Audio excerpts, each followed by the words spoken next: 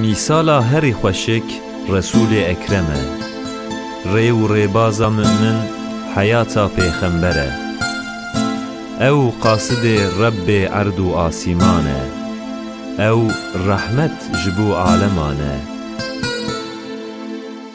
او خاتم پیغمبرانه ده هر دمیده او ریبر و ریزانه سیرا نبی ودبه جزیره عربستان پیغمبر خدا بزارکی شیرین بودده ناسکرین او ناسکرین دبه حسکرین سیرا نبی ریا و رونید که وج پیغمبر و حیاتاوی خبردار که سیرا نبی. بسم الله الرحمن الرحيم الحمد لله رب العالمين والصلاة والسلام على رسولنا محمد وعلى آله وصحبه أجمعين. السلام عليكم ورحمة الله وبركاته. تماشاوان بقيمت دو صحبت آخوی در واسبوی ده مبحثا مالواتا هاشم وزار هاشم کربو د داوینگا صحبت آخده ما بحثا کال رسول خدای دلال و هجا عبدالمطلب کربو انشاءالله ایرو جهه گو امانه امه صحبت آخو بردوام بکن بله د صحبت آخوی ایرو ده انشاءالله امه بحثا باو رسول الله صلی الله علیه و سلم عبدالله بکن پشتره امه بحثا بوینا رسول خدا یعنی ولادت رسول خدا بکن زواج عبدالله تماشاوان بقیمت عبدالله کره عبدالمطلب عبدالمطلب به تواتی 10,000 وی لاوین هبون جبل وانا 6 کچی وی هبون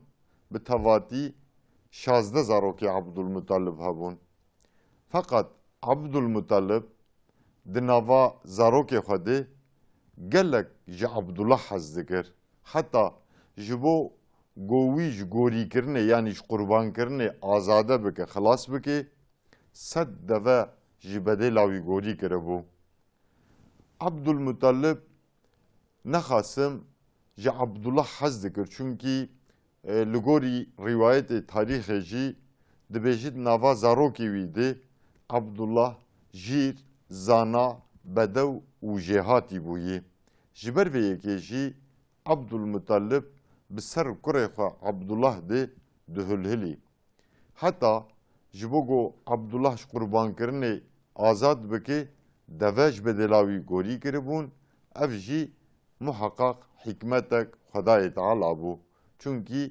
عبدالله ده پیش ده و جی سلباوی جی ذریتاوی پیغمبر داویا زمان حضرت محمد مصطفى صلی الله علیه و سلم بولدیا عبدالله لگوری روایتا د سالان 546 میلادی یعنی د سالان گو امپراتوری ساسانی نوشیروان هاتی تخت 24 سالیه حکمداری آویده عبدالله هاتی دنیا ناوه دیاوی فاطمه شو باویوی عبدالمطلب عبدالله پشتی گوته دنیا دبو خورد یعنی جوانی خود ادی عبدالمطلب دخوازه وصیفه خوی گومایی لهمبر زار خواتا و بکار بینه جبر و یکیشی دست داویج عبدالله جی دخوازه عبدالله بزوجینه عمر عبدالله دبی 24 سال روزه که عبدالمطلب غازی کره خوده که دبیجه ای کره می تو حزده که از ای کچاوه آمینش ترابینم عبدالله جه امر باوی خوره تسلیم دبیجه باوو تو سربسته لسر وی آوایی عبدالمطلب دچه جه سروک مالباتا عبدی مناف یعنی جوه کچاوی آمینه جبو کره خو عبدالله دخوازه وه تکلیف عبدالمطلب مناسب دبینه کچا خو آمینه dedi Kurey Abdülmuttalib Abdullah. Lugori adeti di Cezire Arabistan'ı ve demedi dahat meşandın davet divê got li mala bavê keçikê bihata kirin. Ji ber vê yekê jî dawet li mala wehb têl darxistin. Abdullah piştî got sê roja li mala Xezûrê xwe di gerdekê dimînê, piştî sê roja Amîne pîreka xwe Amîne hildigirê diçe mala bavê xwe. Bi vî awayî di 24 saliya xwe de Abdullahê kurê Abdülmuttalib bi Emîna keça wehb re dizewicê. Dema got bi Emîne re zewicî bû, umrê Emîne di wê demê de 24 sal. Umrê Emîne di wê demê de 14 sal bû.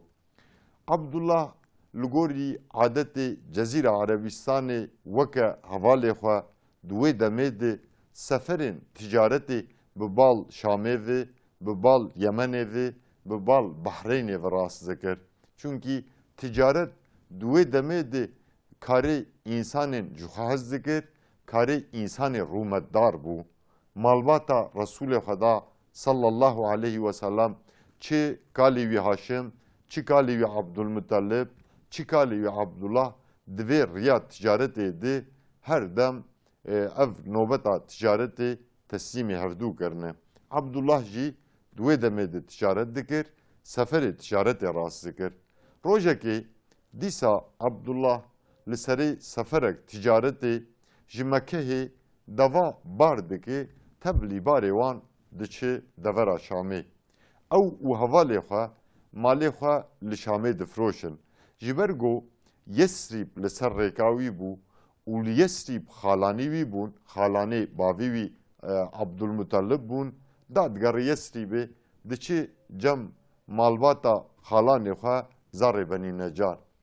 Demekê li wêrê mêvantî dimîne, fakat teqdîra îlahî Abdullah li ba xalanê xwe nexweş dikeve.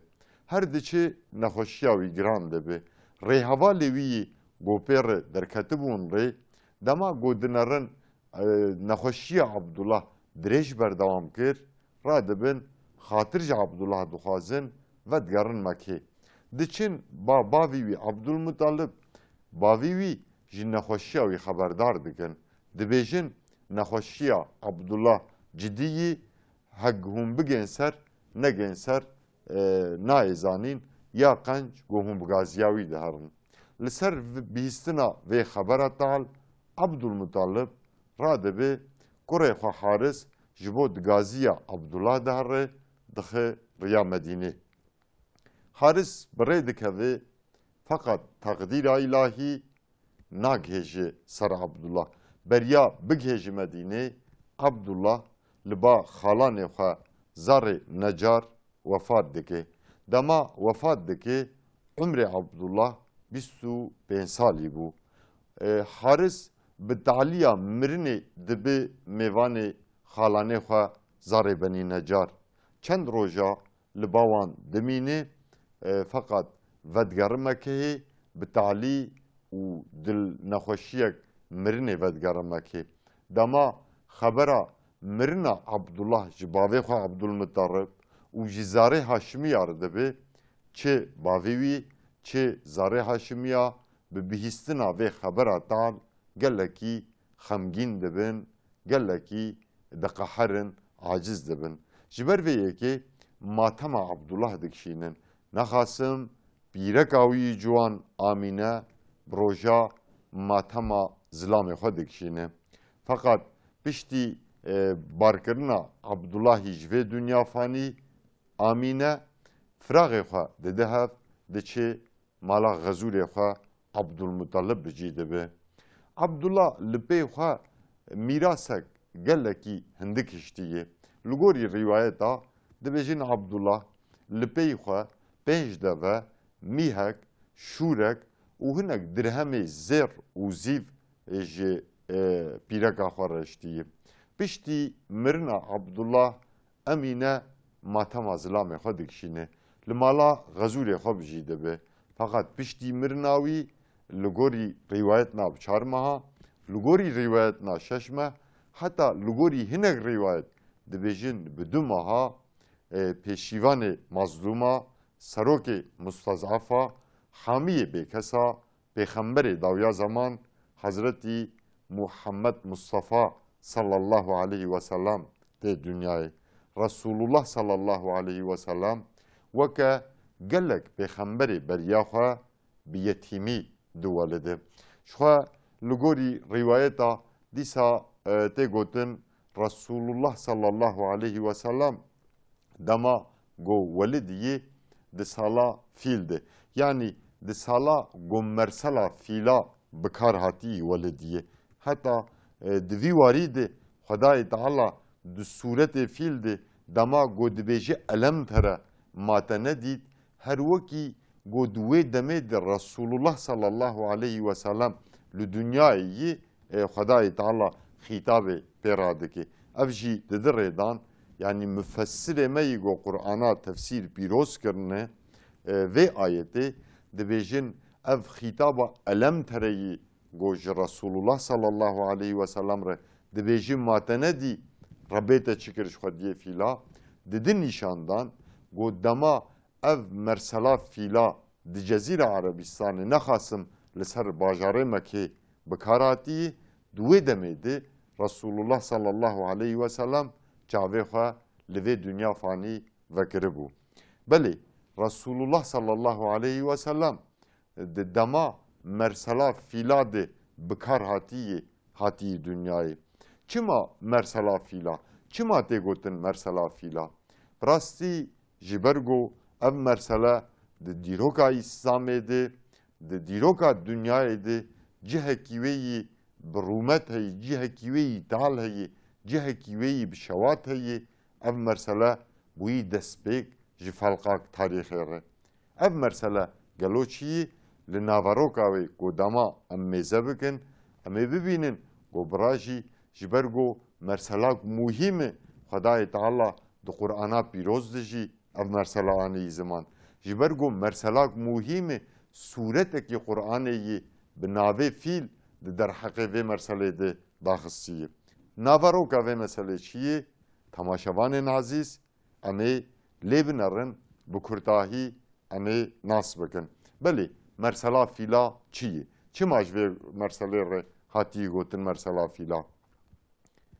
Temaşevanên hêja beriya bûyîna Resulê Xweda sallallahu aleyhi ve sellem dewleta Hebeşîstanê dibin qomandarekî, dibin seroktiya qomandarekî bi navê Ebrehe êrişî Yemenê dike. Û di vê êrişa xwe de jî serfîraz dibe dewleta Hebeşîstanê. Yani Yemenê îşgal dike dewleta Hebeşîstanê. Piştî got îşgal dike qomandarê ordiyê yani Ebrehe dikin waliyê Yemenê.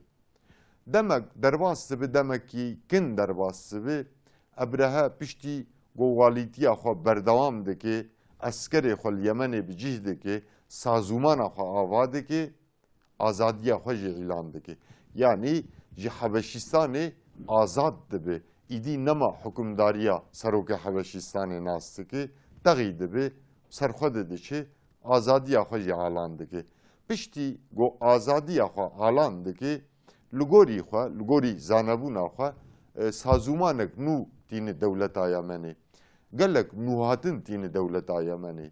Yek ji van nûhatinê wî jî dixwaze li paytextê Yemenê yani li Senayê dêrek bi ihtîşam ava bike Ebrehe.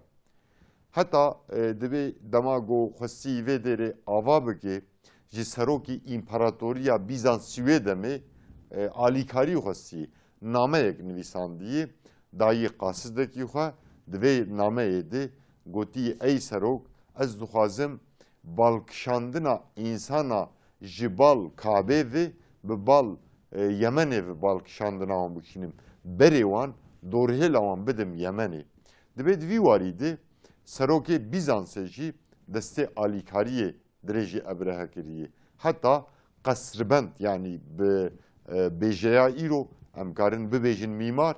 Mîmar nî gelekî zana ji Bizansê birê kiriye ji bo govê dêra ابرهه پسنه ویده دی آوا بکد آوا کرنا ویده ریده جبو گو آلیکاری ابرهه بکه ابرهه چما گلو تمایا دیرک بوی رنگی آوا بکه کربو راستی ابرهه دما گو آزادی خوش حبشیستان اعلان دکی یعنی دولت یمن دکی دولتک آزاد و سروکتی خو اعلان دکی د فکری د بیجی گلو ازی چاوا بری انسانا بال خو بزیورینم ازی چاوا یمن د دنیای دی بکم جهه تجارتی ازی رومت آوی دواره دینی سیاسی آبوری دی ازی رومت آوی دناف انسان دنیای دی چکم بالا خو dedi Kabe, dedi Kabe ciye balkışandına insan ayı. Hem vareki diniyi insan vasife dini le vivari bekartinin hem ji ticareta dünyayı merkeza ticareta dünyayı le Kabe te avakirin.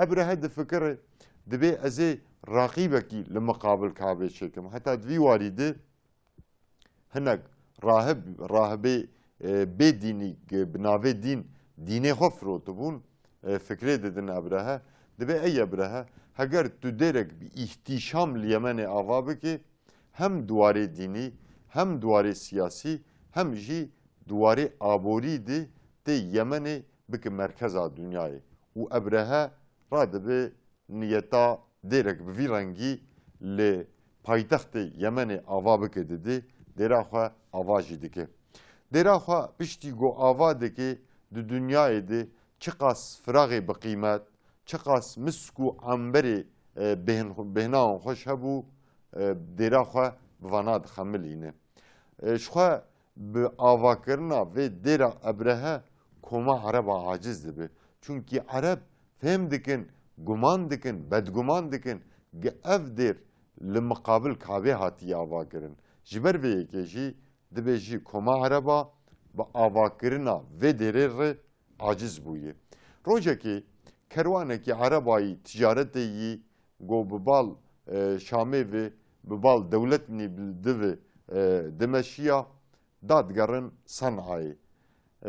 صنعای پشتی گو شفقار دبی زلامه کی جوی کروانی بناوه کنعان تاریتی آشویده دیچی دریه درا ابرهه وده که هندور دری پیسته که پشتی وانا ریاخوا بردوام دکن سبه ابرهه چاغا گوته دریه درا خواه که دناره درای پیس بویه ابرهه گلک دقهره دبیجی گلو که هندور درامı پیس کریه هنک انسان سالغی کروان عربا ددن ابرهه فهمده که گو عربا هندور درای پیس کریه جبر وی که سوندوخه دبیجی حتی گو از کعبه عربا خرانکم از ایدی لمالاخه نارونه شخوا جی ابرهه را دوی وارید براستی جی معنی خوش بو چونکی ابرهه جبو ایریشی کعبه بکی جخور لمعنی نادگاریا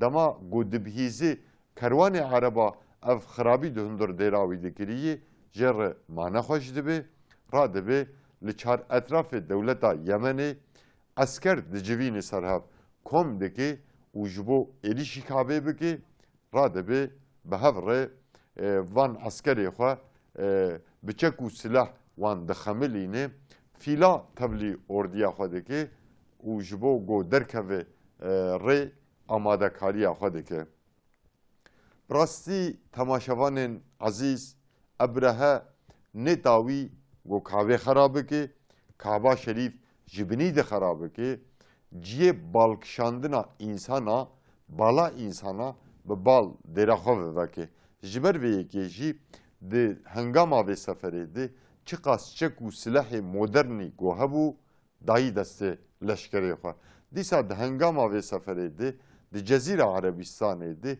فراغ حربی هری خورد ده هندر اردی خواه ده جوان دیه حتی ده عادت یمنی یاده جبو حرب و سیاربون فیل تبلی اردیا خود کرن ابرهه جی ده هنگاماوه سفره ده فیل تبلی اردیا خود کریه ده به فیلکی بناوه مامود پیشیوانتیا اردیاوی کریه کما عربا به تفگره ابرهه gelek aciz dibin. Dikaherin dixwazin tedbîra bisînin fakat ji ber ku sazûmana Cezîra Arabistanê Cezîra Arabistanê de ordiyek birêstûne bû kesekî ku derkeve hember vê ordiya bi îhtîşam û vê ordiya zulmê bixwazin bidin seknandin di Arabistanê de peyda nabe. Her çi qas di hengama meşa ordiyê de hinek malbatê Erebayî bi navê Zenefer, Şehran, Nahs dertên hember vê ordiya Ebrehe dixwazin pê re muqawemetê bikin da got wî ji xirakirina Kabê vegerînin, da got quweta ordiya wî bişkînin, ordî nikaribe bi ser Kabê ve bimeşê. Ev malbat her çi qas li gor îmkanê xwe, li gor quweta xwe derdikevin hember vê ordiyê dikin nakin vê ordiya zulmê re nikarin muqawemetê bikin. Di dawîngê de ordiya Ebrehe gelek şervanê van malbata dikujî, geleka jî esîr digire, girê dide wan bi esîrtî dişîne dewleta Yemenê. Ev ordiya bi teçhîzatê zêde derketibûn rê bêguman gelek malbatê Ereba ji bo xweşşerê vê ordiyê muhefaza bike destê alîkariyê dirêjî vê ordiyê kiribû. Yek ji vanan jî ê got destê alîkariyê dirêjî vê ordiyê kiribû müşrikê Taîfê bûn. Belê, maalesef müşrikê Taîfê jî destê alîkariyê dirêjî ordiya zulmê kiribû. Çima gelo? Çünkü piştî di Cezîra Arabistanê de ciyê herî Qudsî Mekke bû. Mekke jî sedem Kabê Qudsiyet xezej kiribû. Piştî Qudsiyeta Mekke di Cezîra Arabistanê de ciyê herî Qudsî Taîf bû. Çima Taîf bû? Çünkü pûtêlat li Taîfê bû. Li ba koma Ereba piştî Kabê pûtêlat Qudsiyeta wî herî bilind bû. Heger Kabe xerab biba wê dorhêla Ereba weçê Ereba wê tê keta Taîfê, li Taîfê pûtêlat hebû. İnsanê Taîfê jî ev hesab ji nêz de hesibandin. Digotin heger Kabe xerab bibe bajarê dudayê Qudsiyeta xwe wê di Cezîra Arabistanê de berdewam bike Taîfê ji bo ku zirar negihêje pûtêlat însanên Taîfê diçin ba Ebrehe dibêjin ey hukmdar heger tu têkilî pûtê me tu têkilî bajarê me nebe em ê di cihekî çolbirek gelkî nêz re em ê te bigînin Mekkeyê. Ji bil vêna jî di derbarê Mekkê de di derbarê xelqê Mekkê de di derbarê quweta Mekkeyê askerî de em ê alîkariya te bikin. Ev teklîfa xelqê Taîfê gelekî bi xweşiya Ebrehe diçe. Ebrehe dibêjî wan ez peymanê didim ez têkilî we nabim bes hûnê alîkariya me bikin. Serokê Taîfê însanekî xwe yî bi navê Ebû Regel teslîmî Ebrehe dikin, teslîmî ordiya wî dikin. Ev Ebû Regel di derbarê quweta Mekkeyê askerî de gelek tişta ji Ebrehe û ordiya wî re dibêje. Ebû Regel radibe Ebrehe û ordiya wî çolbir digihîne newalek Mekkeyê bi navê Musexem. Piştî godigêjin Musexem Ebrehe û ordiya xwe şeva xwe dixwazin li newala Musexem derbas bikin. Ji xwe ji hêla din de temaşevanên ezîz xelqê Mekkê dema ku hatina Ebrehe û eskerê Ebrehe dibihîzin terka xwedî derketina li Kabê dikin, terka malê xwe, mülkê xwe dikin ji tirsa şerê ordiya Ebrehe radibin malê xwe terk dikin diçin li serê çol û çiya li serê çiyayê bilind bi cih dibin. Yani bi carekê Mekke hêvala dikin. Çima? Çünkü bi rastî jî di wê demê de ordiyek ji mara wê 60,000 hema meriv dikare bibêje li Cezîra Arabistanê ji bil împaratoriyê mezin peyda nedibû. Ji ber vê yekê xelqê Mekkê dixwestin ji şerê vê ordiyê xwe muhefaza bikin bi vê sedemê jî Mekke vala kirine bi carekê terk kirine. Fakat Ebrehe dîgel vî qasî qolek leşkerê xwe yî pêşnar yani ê gözlemcî ji bo ku درو دوران مکی هم قوت آوی دجید تثبیت بکن هم جی استخبارات در حق خلقی مکی د بیجوینن و جی سروک خواه بینن در دخن دوست بندر باجار مکی اف لشکر دما دوران مکی صح دکن لقایی هنک دوه دبن شخوا حیوانی خلقی مکی لدر دوران مکی تبی تالان دکن دینن پاش اردیا خود جوینن دناب وان تالانی yadı seddevi Abdülmuttalib cihabun yani ekali Resul Xda seddevi vijitinin dama dibe evar Abdülmuttalib mezedeki godevi vi naimal dipirse henek insanı halqe meki dibejin ey hükümdar askeri ebrehe deve tabirne Abdülmuttalib jibo berdana deve xwa diçe ba seroke ordiya zulme diçin ba ebrehe diçi bawi xwedidin naskirin ebrehe kıymeti dedi dibeji xêrê ey Abdülmuttalib Abdülmuttalib dibeji wî ey hükümdar li gorî min bihîstiyê eskerê te sed devê me anîne ebrehe gelekî bi vê teklîfa Abdülmuttalib ecêb mayî dimîne dibeji ey hükümdar min guman dikir got tu hatî ji bo reca ez Kabê xera nekim fakat tu qet behsa xerakirina Kabê qet reca Kabê jî ji min nake Abdülmuttalib bi rastî jî bersivek tarîxî dedi ebrehe dibe ey hükümdar ez xwediyê devamê ez Rebbê devamê ez ji bo hêvî û reca berdana deva hatime cem te Rebbê Kabê jî Xwedayê Tealâyî heger gikarî bi wê Kaba xwe ji şerê te û leşkerê te muhefaza bike û ginikaribe ji xwe hûn hatine hûnê Kabê xera bikin û piştre hûnê riya xwe bigirin vegerin welatê xwe ez Rebbê devamê ez ji bo deva hatime Rebbê Kabê jî Xwedayê Tealâyî belê temaşevanên hêja bi rastî jî Rebbê Kabê Xwedayê Teala bû Rebbê vî dînî jî Xwedayê Tealâyî bi rastî jî Xwedayê Teala wê Kaba xwe dînê xwe ji şerê zalima wê muhefaza bikira û çi demê got însana xwedîtî li dînê wî nekirine xwedîtî li Kaba wî nekirine xwedîtî li hêjayî wî qudsiyê got ji bo xêr û xweşiya însana şandiyê got nekirine terkirine Xwedayê Teala hem dînê xwe hem jî ew qudsiyetê got diyarî însana kiribû ji bo xêr û xweşiya însana kiribû şandibû Xwedayê Teala ew muhefaza kiribûn helbet wê Kaba xwe jî ji şerê ordiya ebrehe wê muhefaza bikira helbet nedêjt Kaba wî di ber lingê ordiya ebrehe de bihata cûtin û xira biba di vî warî de bi rastî jî kalê Resûlê Xweda Abdülmuttalib bersivek tarîxî dabû ebrehe temaşevanên hêja dema ji bo sohbeta me hatibû veqetandin ji ber got em hatin dawiya dema xwe em ê sohbeta xwe biqedînin Xweda ji we razî be Xweda di her warî de di her mijarê de rêheval û alîkarê we be tengî û taliyê nebînin Esselamu aleykum ve rahmetullahi ve berekatuhu